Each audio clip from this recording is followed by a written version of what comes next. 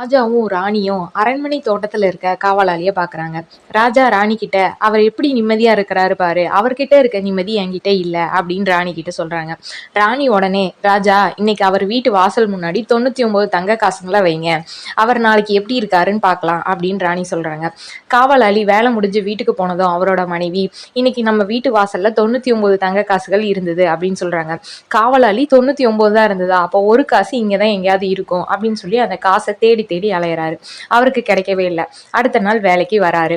ராஜாவும் ராணியும் அந்த காவலாளியை பாக்குறாங்க. நேத்து இருந்த நிம்மதி இன்னைக்கு அவர்கிட்ட இல்ல. உடனே ராஜா ராணி கிட்ட, நேத்து இருந்த நிம்மதி இன்னைக்கு அவர்கிட்ட இல்ல அப்படின்னு சொல்லி கேக்குறாங்க. ராணி உடனே சொல்றாங்க, அவருக்கு கிடைச்ச 99 தங்க காசுகளை வச்சு சந்தோஷப்படல, அந்த ஒரு தங்க காசை தேடி அலைஞ்சு அவரோட நிம்மதியை இழந்துட்டாரு. இதுதான் ராஜா வாழ்க்கை.